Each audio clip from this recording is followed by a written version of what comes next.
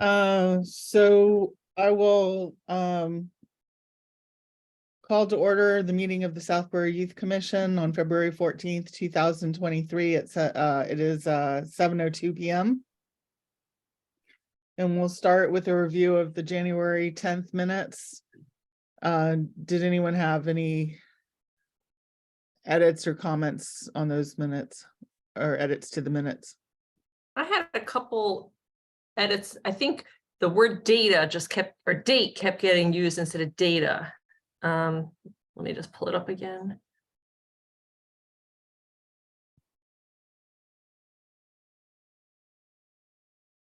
Okay, so under reports and discussions, then there's director's report, and it says, okay, under B, it says department activities reporting, and then number 1, it says compiled date to present an annual town report. I think that should be data to present an annual town report. Okay. And then below, there was one more time under C, it says, where did I see? Oh, shoot, now I'm missing it. It said it one more time. It'll be easy enough to do a search and replace on that. Okay. But it's the same thing, right? Date for data. Date for data, yeah. Okay, all right. Any other edits? Those were my only 2 edits, yep. Okay. Move I to have a- accept as amended. Is there a second? Second. Okay, we'll do a roll call vote. Just a second here. David Joyner, Aye. Susan Byer, Aye. Marguerite Landry, I Karen Ingram, Aye. and Lauren Ritchie, aye. We'll move on to the director's report, and I think we'll probably, should we start with the personnel board clinician job description review again? We need to take a vote on this time. We've seen it before. Yeah, apparently I apologize for not realizing this, but I was not thinking that the board needed to vote on it, as the job description that we shared with you was in a draft form. But the town would like it to, so I don't know, did Christina amended the agenda? So this might be its own standalone item later on. No, in it was at the agenda? very end of it. Okay. Regardless, it's the same job description that you all have seen maybe 3 times now. Nothing has changed. The only difference is that the personnel board officially voted to accept the job description and the grade of the position. So Lauren, I see you have. I did figure out how to do this. okay. Okay. Is that title? Is that job description clinician, or what's the whole? Yes, Okay. Cool. yes, it's clinician. Okay, got it. So is I there, think, Lauren, we can only see your email. I I'm don't know. sorry. It's okay. Oh, sorry. I think you that's have to fine. stop share and reshare. Okay, open. yes. Are you, oops, let me let Nancy in. There we go.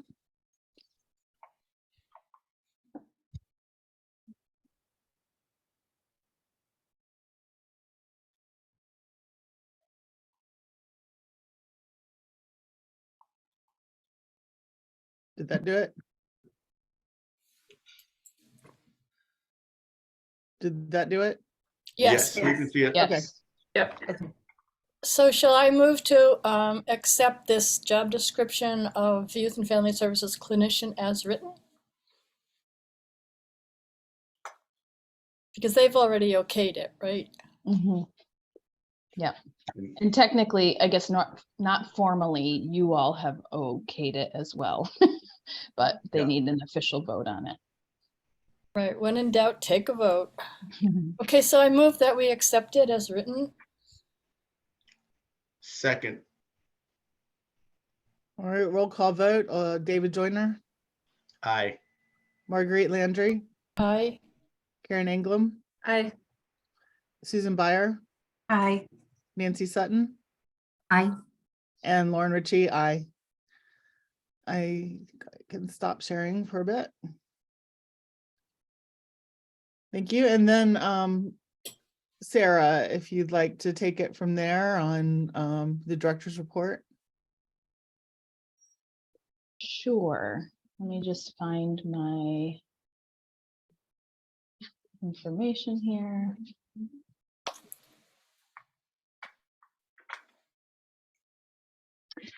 Okay. So let's see. We have the usual department highlights from January. In particular,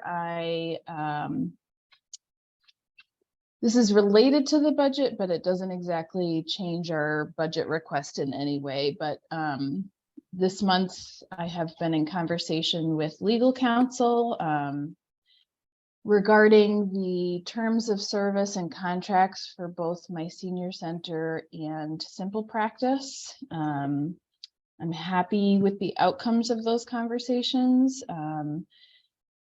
Although I have needed to send, so I guess something I didn't realize, but that the town tries to have all contracts in their approved format. So anytime we're required to sign a contract, instead of us signing the company's contract, we in turn send them it's almost like a counter offer contract. Just to take the terms of their contract and put it into our format. So we've needed to do that for my senior center, which has required their attorneys to review what we sent them. So I'm waiting for the outcomes of that. And then regarding Simple Practice, Simple Practice has essentially said that they, it's kind of a take it or leave it contract. They will not make any adjustments. Legal counsel has reviewed the information and feels as though we can move forward with that, and that the risks associated with what's outlined in the contract are low for the town. So that's great. So as it stands, I'm just waiting to hear what the outcome is of the My Senior Center contract review on their end. I hope that makes sense. Does that have to do with the date on which the service starts, or is it more in depth than that? It's more in depth than that. So the contracts, it's a lot of legal speak, which I don't quite understand, but some of it has to do with, if there was a need for court involvement for some reason. This is the location of this happened when we were working with legal counsel on therapy notes. One of the things that they highlighted that they would prefer to have had changed was that the office location, or I'm going to get this wrong, but basically we would have to go to court in Philadelphia or something to that effect, and they wanted it to be at a Boston location instead. So it's exactly why we hire legal counsel, because I don't understand a lot of it, but it's not just date of service, but also in the event of a breach of information, or all sorts of other possible outcomes. So from their perspective, the contract with Simple Practice, although it can't be amended in any way, like we're hoping we can do with My Senior Center, they felt it was relatively low risk based off of what jumped out at them that's outlined in that contract. And that they basically gave their blessing for us to move forward with signing that contract, which is great. Let me see what else is outlined here. We already talked about the personnel board approving the job description and grading the clinician position. I did learn just today that I think we can go ahead with posting this job.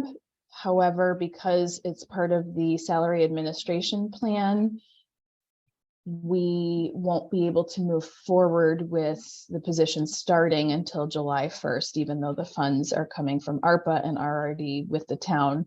And that's essentially because the position, according to the town, because it's not included in the current salary administration plan, according to the town, it doesn't exist yet. So it's not until the new salary administration plan passes at town meeting that it will be effective.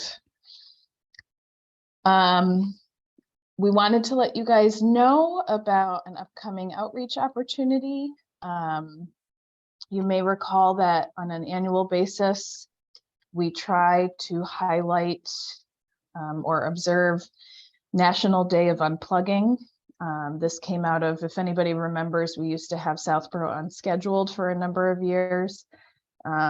That was difficult to continue for many reasons. And so this is a national event that we try to promote.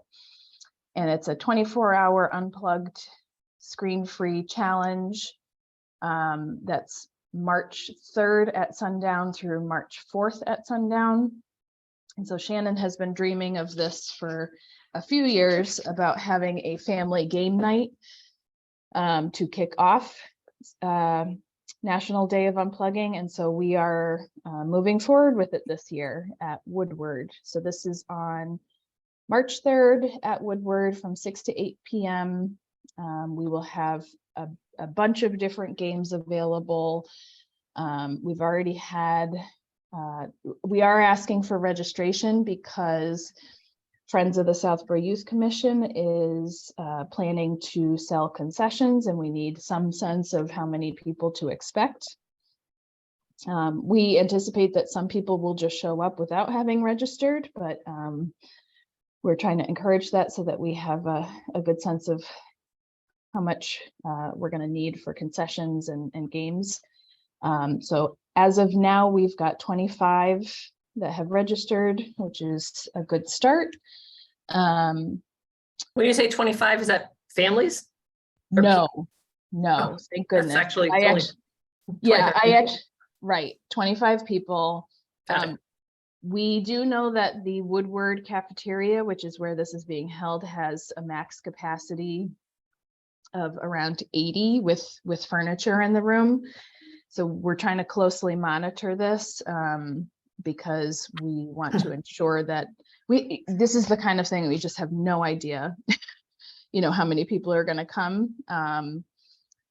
So we're trying to closely monitor the registration just to give us some sense of that. And if it gets to be really high, then we would consider talking to the school to find out if we could expand over into the gym area. And what kind of games are you talking about? So all sorts, card games, some, for some of our younger kids that might show up, we might need some more physical games like Twister or Simon Says. We were talking about doing some interactive games. We have at our office a ton of different games that we use for therapeutic purposes. And we're also setting aside some money to, we're also talking to Recreation about using some of their supplies. And then we were going to take a visit over to Savers to see if we could find some affordable options just to supplement what we already have. But really, it's the point is unplugged activities. We're probably going to, in advance, we have a meeting about this on Friday, but in advance, decide what our games are and put out some instructions for people so that they know how to play these games. Some of them will be very basic, the kind that people are really used to, like Connect 4. I had also been thinking at one point that people should be invited to bring their own games from home if they wanted to, because some have favorites. So we're still working out the details of exactly what we're going to have, but we have a lot of options at our disposal. So And we also have the DJ, Matt Probst. yes, thank Yeah. you. Thank you. Yes, Matt Probst has offered to be the DJ at this event free of charge. I'll give him a little plug, Bright House DJs. That was wonderful of him to offer. And this is, again, because if we have younger kids in attendance, they may need to move their bodies a little more than others. So we're gonna have it's not meant to be a dance of sorts, but we are gonna have a space at the front of the room for kids to move around a little more if they need to. Yeah, I mean, even I know at the Trottier dances, he gets the kids involved and they do limbo and they do because I've been working at all the concessions at all the Trottier That's dances great. and he gets them really, interactive. And so he does a great job with them. Awesome. That's great. Yeah, so this is uncharted territory for us. We will see what happens. And we did have the thought, we wanted to bring it to your attention because we'd love for you and your families to attend. There's no age requirement for this event. It's just called Family Game Night. So anybody can come. We just ask that people register in advance so we can anticipate how many. But also, it's a nice opportunity for us to do some outreach and have a table with some information about our department. So if you happen to be available and are able to attend, that would be very helpful. Yeah, my Girl Scout troop will be actually selling working the concessions table. So Oh, great. from the friends, yeah. So I've got, Awesome. they're all well versed in money exchange due to cookie sales. So they Great. can handle the cash boxes and everything. So Awesome. yeah. I think it would be fun if families brought games and maybe if some were willing to lead a game or teach other families a game. Also know we have a big puzzle exchange group in town. I mean, I know Oh, that's fun. puzzles, but That's great. I love puzzles. too. Yeah, we weren't sure how to word that because we didn't want to give anybody the impression that we weren't supplying games and that we're just going to have a big empty room and you have to bring Just your bring own some games stuff, from yeah. home. Yeah. So, but I also know our family is big into games and I love to share them with other people because there's some of them are a little more obscure that maybe people haven't played before. And Yeah. It could just be Yeah, like a put on side some- note, like games from home are welcome. Like we're yeah, supposed yeah. Yeah, I was gonna say, Nancy, because I was trying to drum up some interest and I put our favorite game are card games and Roomy Cube. What about you? And no one's been replying in my social media posts, but Oh. of course, but we could also put out there, feel free to bring your favorite game too. I don't know. So All right, I'm going to go on there and reply. I have lots of. thanks, Nancy. That would be so nice. So I think that someone read it. Okay. That's great. Do we need help? Do you need tablecloth? How many extra tables will be set up? So we'll have to So have we some have empty tables. yeah, we are basically just setting up all the tables that are available and they all have, Shannon went over there to sort of scout out the situation. And we're utilizing all of the tables. She's mapped out where Matt is going to be, where concessions will be. They're going to have the extra tables available for him and for concessions. The cafeteria tables have the seats attached to them and they are appropriate size for what? I'm in a meeting. Sorry. Hold on. Go talk to Dad, please. Thank you. I don't know. In the playroom? Sorry, everyone. So all of the chairs will be attached to the tables. Shannon sat down in them to make sure that they weren't teeny tiny and, comfortable for adults, and they are. I lost my train of thought because I'm trying to remember your question, Karen. I'm sorry. Oh, no, I was just talking about empty table, and so. Yes, yeah, I think we're gonna keep it pretty basic. Yeah. And I don't think our plan is to have tablecloths or anything like that, but that we're gonna put games out on every table with some instructions, maybe have several copies of instructions just in case pizza gets spilled on one of them or something, or maybe we'll laminate them.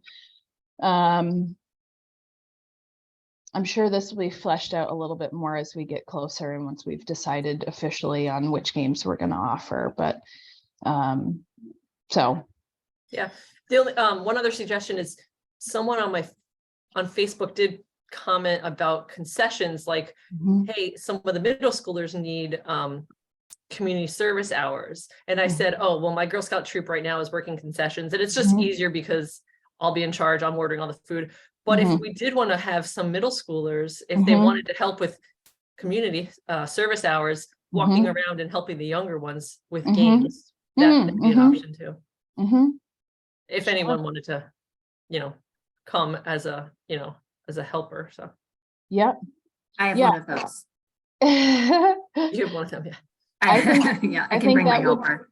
That would be lovely. The one thing that we are asking, just because this is reminiscent of days when we used to have teen centers, which are much like I would assume similar to the dances that you have, is that we don't want youth coming without their parents, only because Right. what I remember about that is we would end up with checker fights and cards. What are they doing? Like Ninja Star type, trying to cut people's hair off the top of their head with playing cards and things like that. So that would be my only concern, is that, that we wouldn't have a ton of middle school students there to help without their families. And that also probably takes away from the parents interacting with the kids. Right. Yeah, Yeah. that's true. Yeah. Makes sense, yeah. Yeah, those teen center days were kind of wild. We'd find pizza crusts inside of Candyland and all sorts of fun treasures in there. Sarah, the only other suggestion I made in one email, and I wasn't sure if you guys thought, if the registration got larger, we could divide it into 2 sessions. Way back, we did Putt Putt Palooza at Finn, and I don't know if you guys remember when your kids used to go to Putt Putt Palooza, and it was the mini golf thing, and you would get there and you'd wait for like half hour in line to get your mini golf thing and the food. So if we had an influx of people showing up at 6, you don't want people waiting in line for forever. So Right. if we found out a lot of people registering, we could do a 6 to 7 shift and then a 7 to 8 shift. So that just, Yep. spreads out, and it's not as many people waiting in line as soon as they got there, so. Yep. That's a good suggestion. Yeah, fortunately, they don't really have to wait in line for anything. They can just walk right in, but if there is a large number of people, that It's might just be with worth food considering. too, and like, Yep, people, yep. so we could, Okay. Thank but we you. might not have that problem. Right. So I guess if everybody's okay with it, I'll ask Christina to follow up with an email to see if anyone would be interested in doing an outreach table at this event if you happen to be available.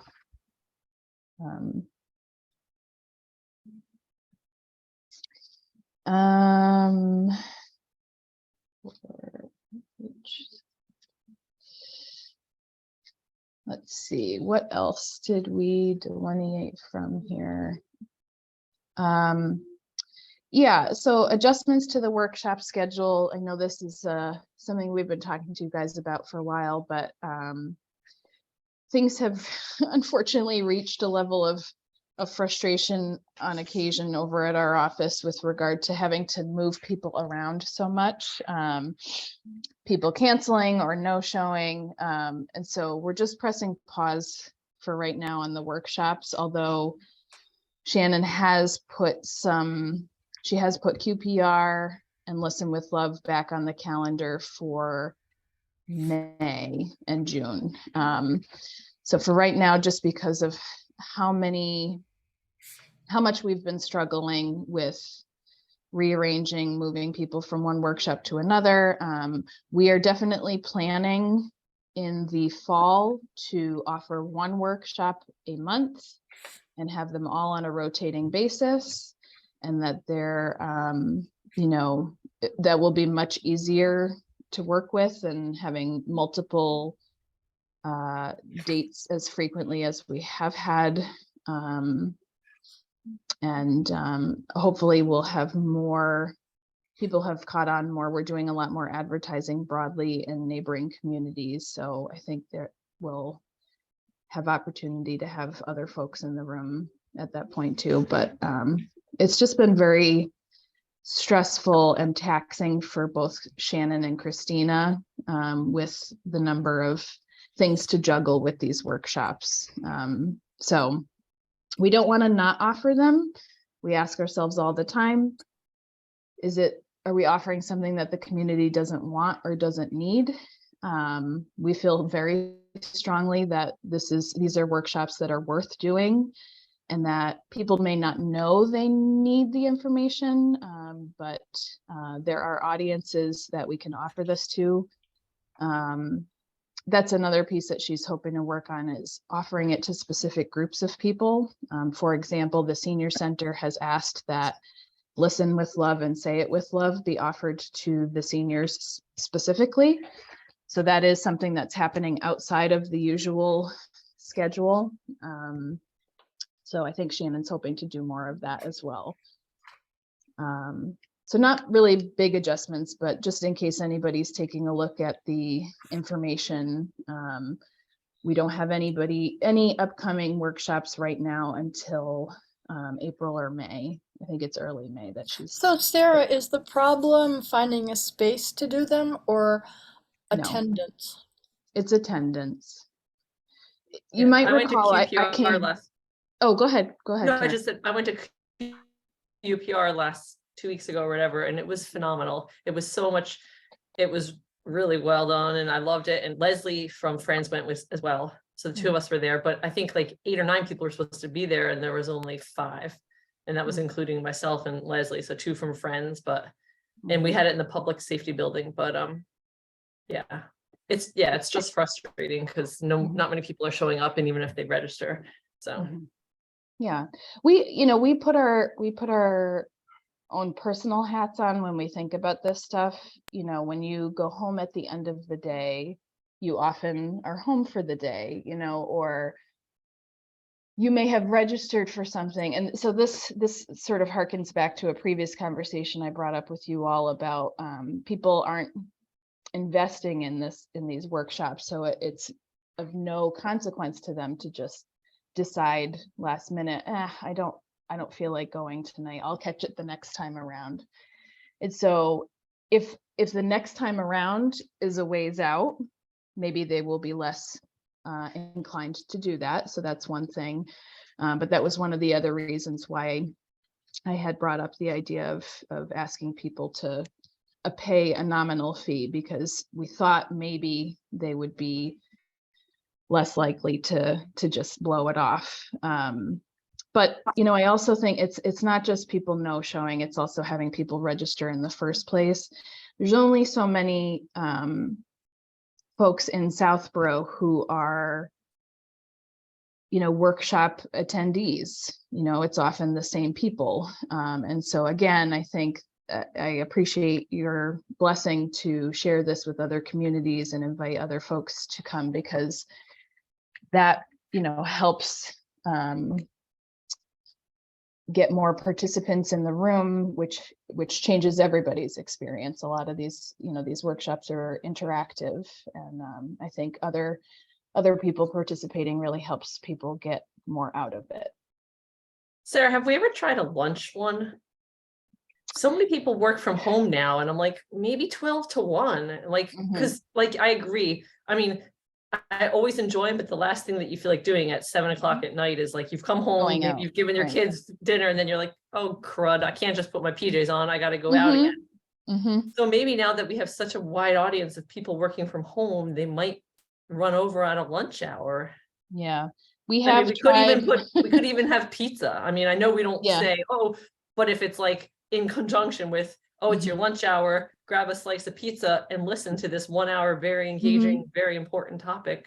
Mhm.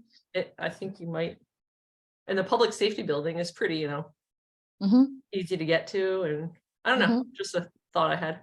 Yeah, we did do, we tried to make it as accessible as possible. Shannon and I did an online webinar of sorts on um, adolescent development and managing teen stress.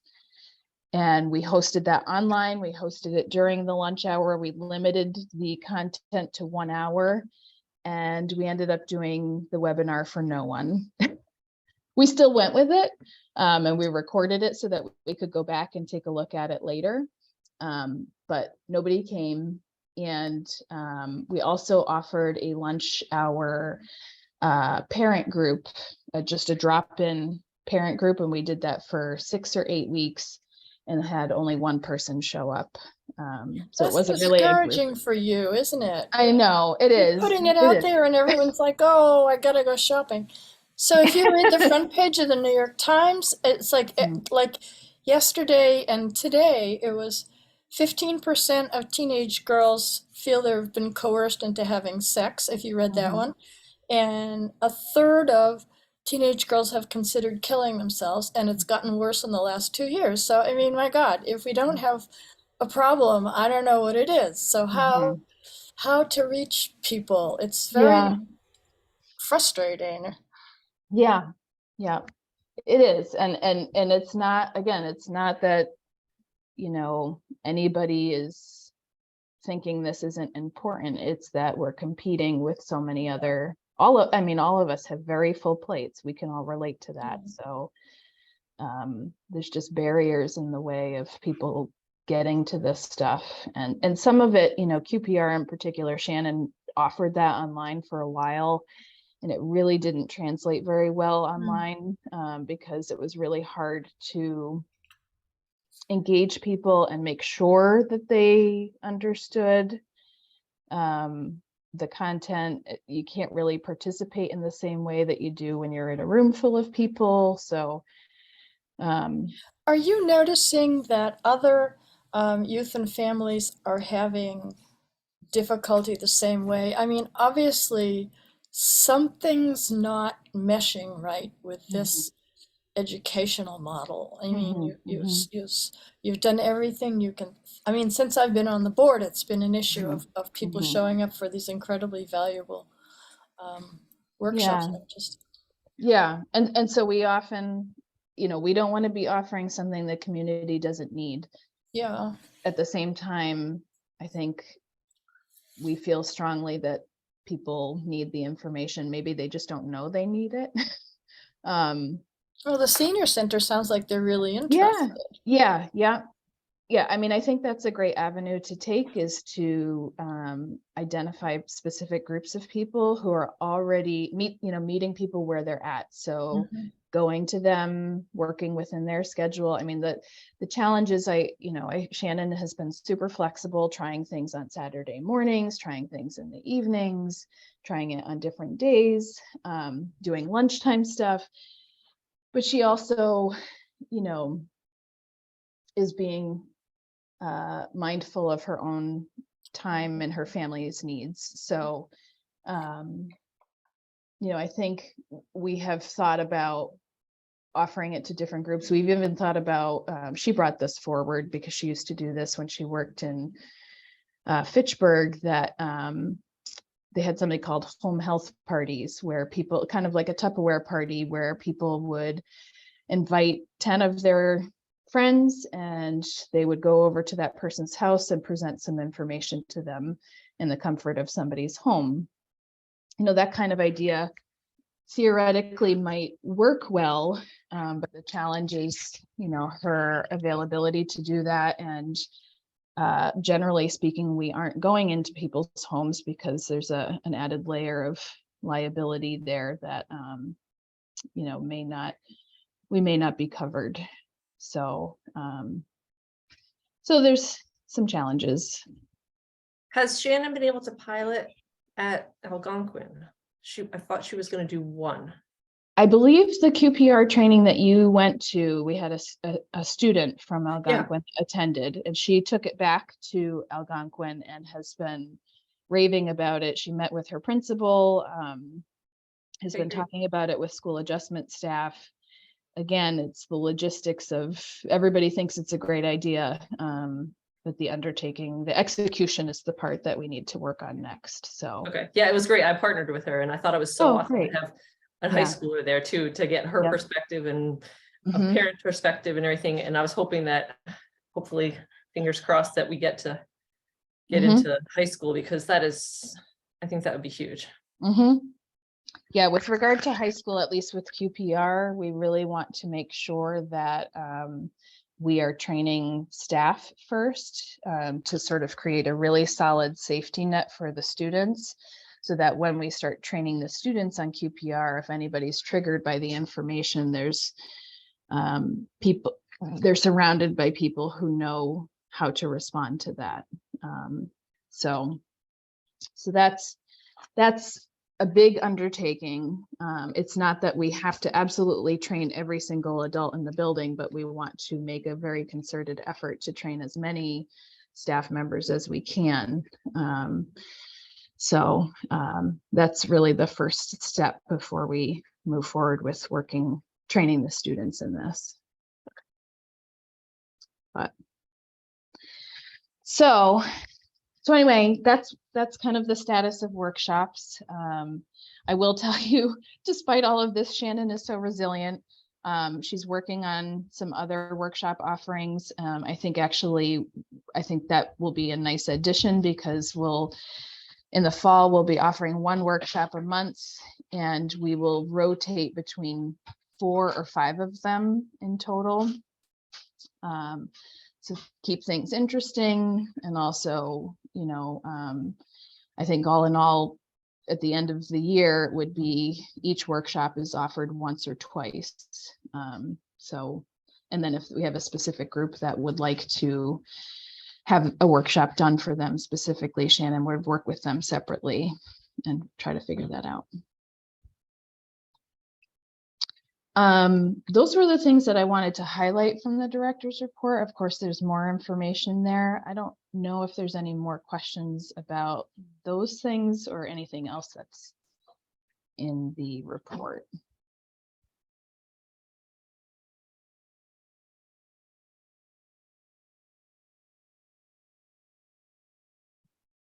Just wanted to say nice job on the annual report. Oh, yes, thank you for highlighting that. I'm sorry, I didn't mention that. I think in the packet you have 2 versions of the annual report. I shared with at least some of you that I had written this really long, I mean, it wasn't that long, I'm exaggerating, but a longer version of the annual report, because I really wanted to capture some history of the department and try to do that on an annual basis, so that our future youth commission members and YFS staff can look back and say, oh, that's when they started that. But after submitting it, they said, you have to cut this in half. It's way too long. So Yes, less is more. I know. So I took out several sections, but I really wanted you all to have the opportunity to see the longer version. So I believe in the packet, there's the short version, which is what's going to be in the actual annual report, and then the longer version, which is more detailed. And that's really just for your knowledge. Any other questions on the director's report? We can move to the budget update. Sure. So also in your packet, related to the personnel board salary study, there, all eligible employees in the SAP are going to be getting a 4% pay increase this year. which is sort of a step one with regard to the outcomes of the salary study. And it's gone back and forth between whether the funds for that will exist in everybody's department's budgets, or if it will exist in a separate budget. So I have an updated budget in tonight's packet because they have changed their mind. And so the funds for the 4% pay increase are now within our budget, which is why the salary, so everything else is the same. The salaries are different for that reason. So that's the only difference with regard to the numbers that you're seeing in front of you. The only updates I have as of now, I went to meet with the not personnel board, the select board and advisory on January 28th. Marguerite, thank you for attending that. You were brilliant. Oh, thank you. Essentially presented the information. There were not many questions. The one question that was brought up was sort of a bigger question that really had more to do with sort of whether the town should be using cloud-based solutions for software versus things on the town's server. So we just happen to be an example of that, but that's a bigger conversation that needs to happen sort of outside of our department. But our request sort of prompted some discussion around that. And I believe, I have not heard the outcomes of this, but I made a suggestion to one particular member of advisory who had some follow-up questions he wanted to ask, and I encouraged him to speak to the Municipal Technology Committee and the IT department about that, because they were questions that I couldn't answer because they were thrown around nano this and acronyms I've never heard of, and so I was not the right person to talk to. So that's all I have for an update as of now. Sarah, when you said all eligible employees get a 4% raise, is that every employee in the department? Yes. Yeah. Okay, For our department, that's everybody. all employees. Okay, Mhm. thank you. Yeah. That's gonna put a dent in the budget, though, isn't it? Yes. Well, can't be helped. Yeah. The outcome of the salary study pretty much highlighted that about 60% of the town's workforce is pretty underpaid. Underpaid. So they're adopting a new salary grid, but this was a first step for the town in terms of how to rectify that, was to give everybody a 4% pay increase across the board. And then some people were reclassified. A new salary grid was adopted that would move people along in getting raises more quickly. So Did the consultant talk to everybody in the department? in our department, no, I don't believe they spoke. Well, actually, there were a few stages. So the preliminary stage, the first round of interviews, I believe they talked to everybody. And then the second round, they talked to myself and Christina. Or maybe it was just me, but about Christina's position more at length. So Yeah, it was interesting because the consultant kind of didn't know what some people's whole job was, and it had to be explained. And I know of one case where they revisited the person and discovered it was a much more complex job than they had thought, and therefore worth a little bit more money than they had thought. So it's tricky. Yeah. Yep. So that's really it for a budget update. All right. Mental Health Awareness Month. Yes. So also in your packet, you'll see a flyer for the Laurie Sugarman Whittier Wellness Award. I think what you see right away is kind of to all of us looks a lot like a Captain America symbol. It says nominate a hero. I'm very excited to share that Christina and I checked the number of responses today, and so far we have 8 people who have been nominated, which is really exciting. So sometimes, some years we've got 1 or 2, and then other years we've got lots. Some really great ideas being shared. But that is in your packet. We are collecting nominations now. I'm trying to find the packet quickly. So essentially, we're collecting those nominations, I thought it was, to the end of March. So share that out. This award is, the recipient is chosen by you all.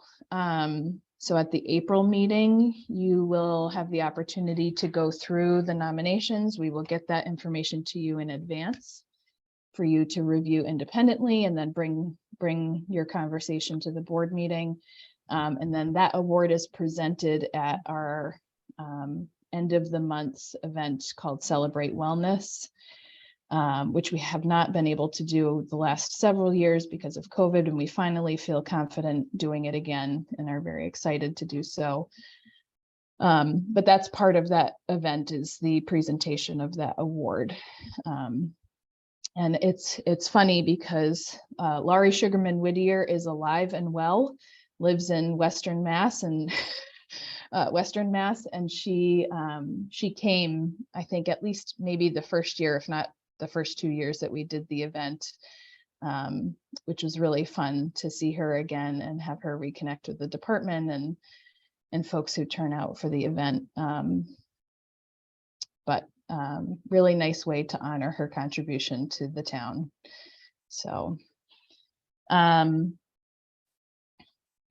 I forget which part of the agenda we're on. Oh, so call for art. So that's another, is that also in your, yes.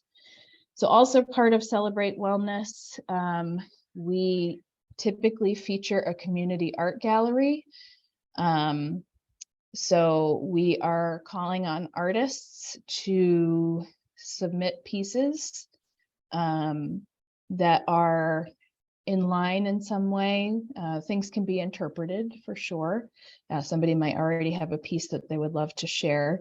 But again, the theme is Leave the Light On, and it's for Mental Health Awareness Month. So we already know that some folks are curating a piece just for this, while others, like I said, might have something already.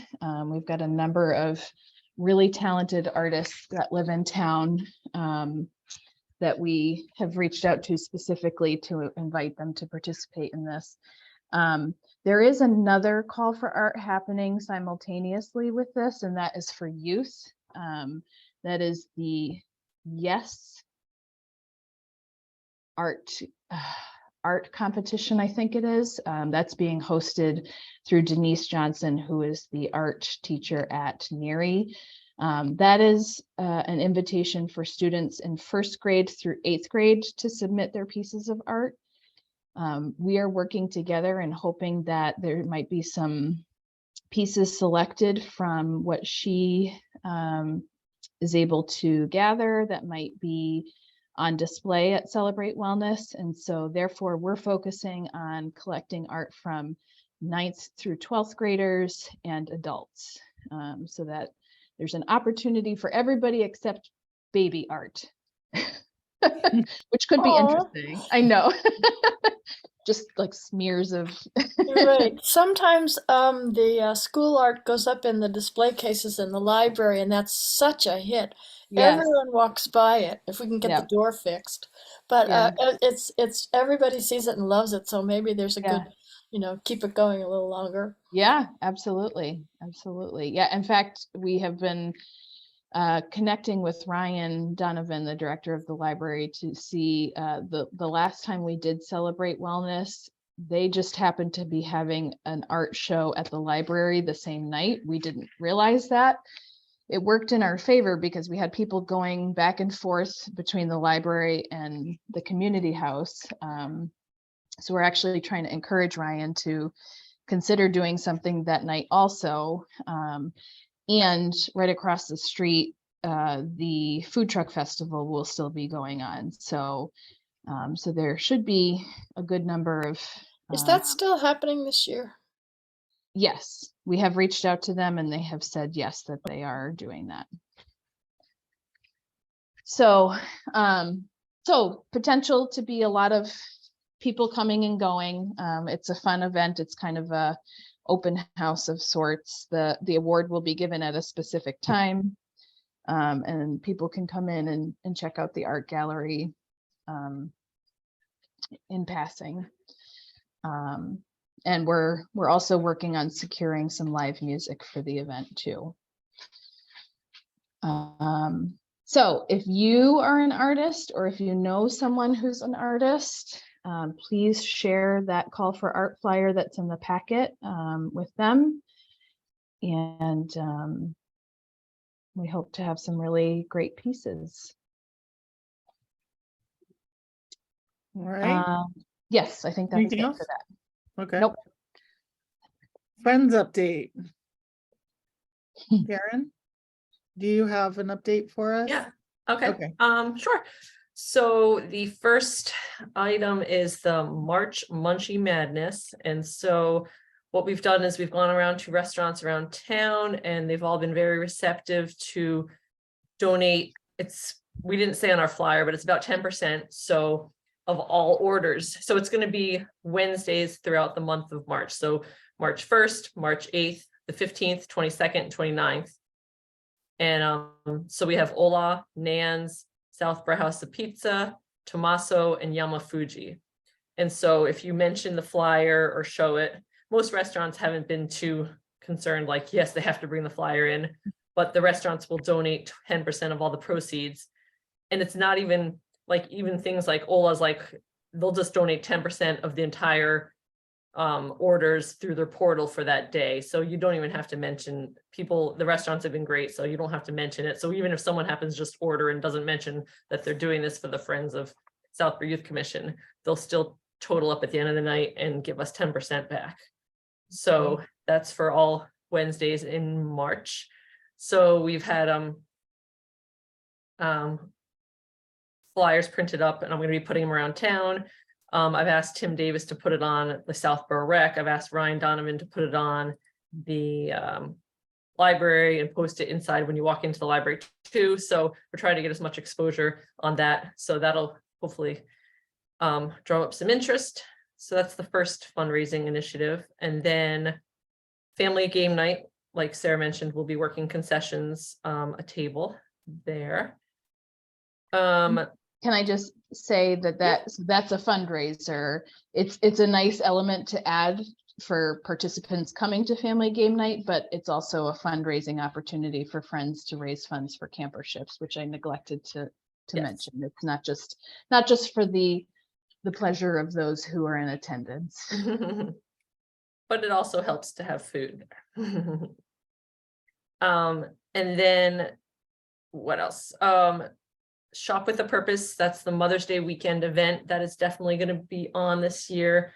We've decided to change the time because we did one, if you guys remember, back in December, and it was started at 9 a.m. and it was just way too early. So we've decided the Shop with a Purpose will be May 13th, Saturday of Mother's Day weekend. It's going to be 11 to 5 at the community house. So hopefully get some more people, because 9 a.m. is way too early to start on a Saturday because people have their own stuff to do and everything like that. So I think it's $65 a booth. We have a lot of vendors, the same repeat vendors that we've had in the past. So that should hopefully be a good, successful fundraising event. I don't know, on the agenda, it said the health and wellness, a grant money from Department of Health and Human Services. I don't know what that update is. I wanted to ask you, Sarah, because I spoke to the president of the Rotary Club because we reached out to see if we could partner with them again on the food trucks. And she said that her text to me said, due to the increase of liability coverage, St. Mark's has asked us to meet. They're not sure if they're going to be doing the food trucks this year. So have you heard an update since then?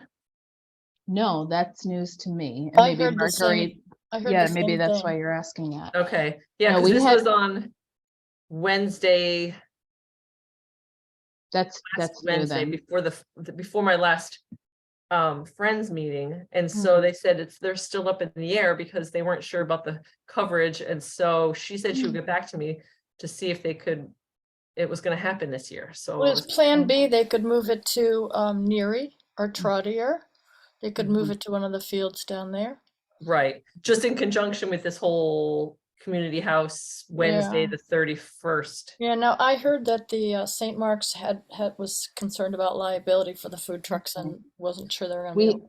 We had asked back in early January and were Oh. told that, yes, they were moving forward with this. So this sounds like new news for Yeah, them. because this was just 1 to 2 weeks ago. And Okay, I know the Oh. president of my neighbor is president of the Rotary Club. And so that was her Okay. latest update. okay, that's good to know. Okay, No, I mean, it's not good to know, but well, it's helpful. good to know, but it's not good news. So I think that's all. The next meeting is March 8th. So I think we're on track to have a couple of successful fundraising events. Great. That's I very don't- active. I have no idea what that grant money from Department of Health and I know, Human I just- Services is. I just texted Leslie and I was like, I'm giving an update and I don't know what this is. So do you know? And so she hasn't gotten back to me. That's all right. That's Okay. okay. Any questions for Karen on that before we move on? Okay.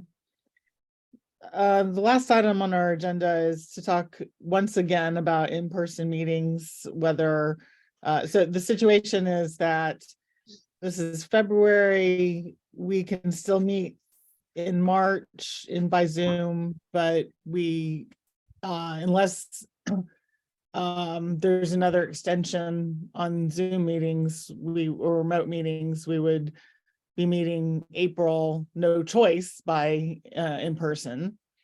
I don't know if we'll see an extension or not. I haven't heard any rumors regarding that. So I think right now we should probably plan on our April meeting being in person. And just to get a sense of it, if we hear that we have an extension, would you prefer to meet in person or to continue by Zoom? It's much easier for me by Zoom. And I know it's much easier for Sarah because she can go home and her children can see what she looks like. Can bother me while I'm trying to have a meeting. I didn't want to say No, that, they're but good. yeah, okay. They're charming. They are charming. They are. Yeah, it is easier. I mean, there's no substitute for being in person together. It's been a long time. In fact, Lauren, you've been chair of this commission and have never attended an in-person meeting before. But it is more accessible for people. So I personally, I will do whatever the board wishes. It is easier for me and my family, but Yeah, I like the Zoom meetings as well for the same reasons. But we may Yeah, end up. Yeah, go ahead. No, I'm sorry. Go ahead, Lauren. No, Didn't mean to cut please. you off. No, you're fine. No, I was just going to say, for the same reasons that you've identified, it's for convenience. Zoom is, you can't beat Zoom, but obviously the meeting in person certainly has a different impact, but it's way easier to just jump on Zoom and then when you're done, you're home. There's no right. travel component or anything like that. So Or maybe we can do like I'm on EDC board and I know we do like every other or once, I mean, maybe alternate. we alternate or we plan at least Yeah. once a quarter we meet. And so we at least get That's- that human. That's a good idea. Because I've like never met, I mean, some of you people, but David, I've never seen you in person. That's a good idea. Dave's really tall. When Dave That's came to funny my be- office when I met him in person. I was like, Dave, you're so tall. I had no idea. You were sitting down always. It's funny, at our CPC meeting, I finally met the chair at the transfer station. And I said, "Oh my goodness, you're tall." And he said, "I was going to say that you're handsome and more handsome in person." Okay. And I met you in the parking lot of the library, David, and you're handsome and tall. Oh, thank you. Oh, thank you. That's great. All right, Thank so you. it's Sounds like I So need, what I do- I sounds mean, like I that- just need that to sounds meet like a David great in person, idea. so. Alternated. it sounds like then, regardless of what happens, let's plan on trying to schedule an in-person meeting for April. Okay. Sounds like a And great idea. Yeah. and then if we have the option to do Zoom, we can go back and forth some. And if we don't, then we will be meeting in person. There is a third option, Hybrid. which is the owl. Mhm. What's the owl? What is that? The owl is the technology. There are 3 of them available every night, and it is a combination of in-person and Zoom. And the select board uses it. And last night, the working group used it. And it has a device that you sit in person if you're there, but there's a device that's like a robot camera that's truly horrifying. And when anyone is talking, it goes to them. But you can also be zooming in from home, and it shows you on the screen. Okay. And the IT people set it up for you. Okay, So- we'll keep that in mind. It is hybrid. All right. It's the worst of both worlds, and nothing you say escapes being recorded. That's what I discovered. There's no such thing as an aside with that. I will say that the last time we got close to the governor's order expiring, it was literally, I want to say, a matter of a couple of days where we learned that it was extended. So just want people to feel prepared that I think it expires at the end of March. And is that right, Lauren? I think it's. I the don't end know of if it's the March. end of March, but it's, I think it covers us for our March meeting at least. Right, right. So, Sorry, hold on.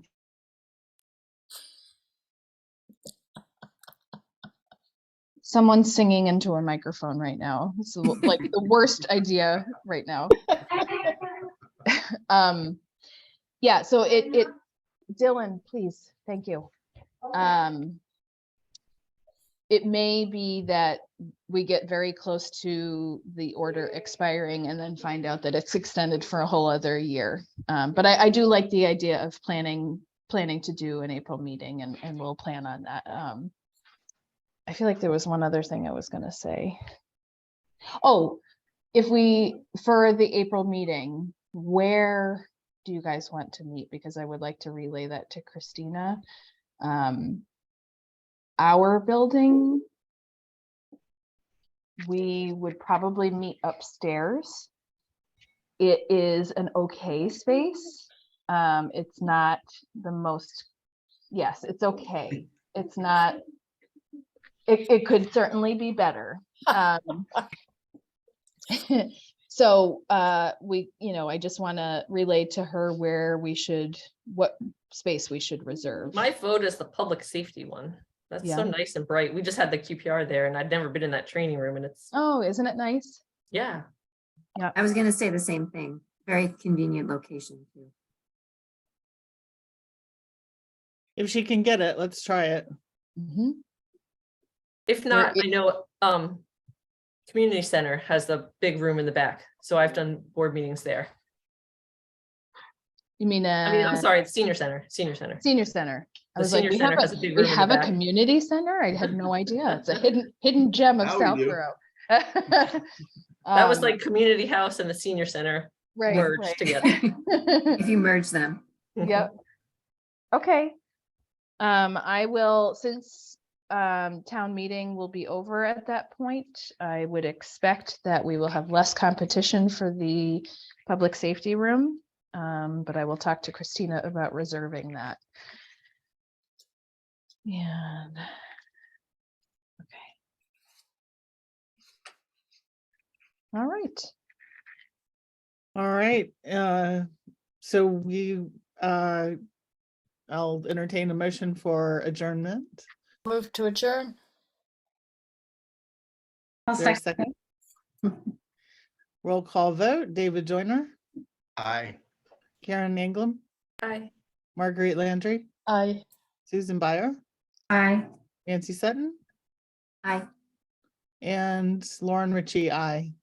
And Marguerite, thank you again for taking the minutes. Oh, wait till you read them before you thank me, my dear. You never know what you're gonna get. No one will complain because we didn't do it. So No. don't. There you go. No one will Exactly. complain. No, Good Unless night, you miss- everybody. Thank Unless you miss you. date and data, we won't complain. I will fix that. I swear to you. It's Happy done. Valentine's- Okay, bye. Yeah, happy Happy Valentine's Valentine's Day. Day. Valentine's Day. Yeah. Good night. Bye. Good night. Right.